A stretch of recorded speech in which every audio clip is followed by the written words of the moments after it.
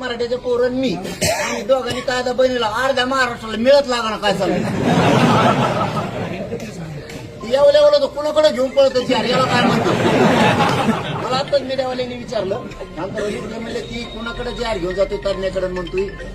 मला काही मिळत लागणार म्हणून म्हणजे नुसत्या गरीबाच्या पोरांनी एक कायदा बनीला तर अर्धा महाराष्ट्र टेन्शन मध्ये आला आणि मग अभ्यासावाल्याने बनीला नाही का वा टेन्शन असतं का मला कळत नाही आता आम्ही वावर घेतलाय ना पेरायला लागलो काय फुकन आमची काखरी बरोबर नाही यायची वाकडी तकडा बैल चलवतो आमचा काय करायचं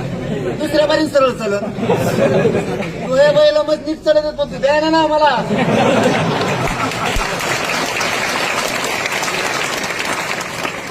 मग आम्ही चूक झाली तरी आम्ही आमची दुरुस्त करू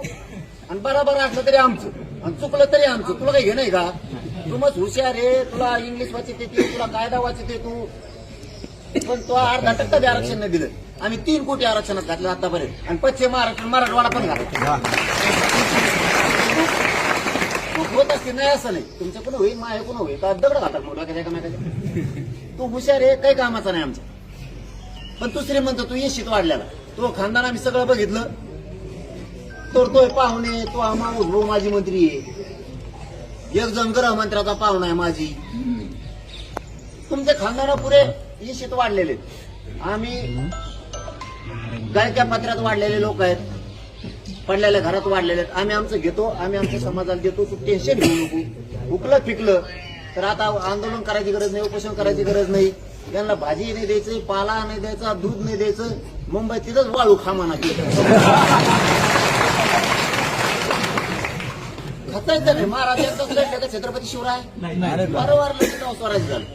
अरे आपण 2 वर्षात किती घातलंय आरक्षणात हे स्वाभिमान ठेवायचं त्याने सांगितलं का आपलं लगेच अयो काय झोपलं काय रे झोपलं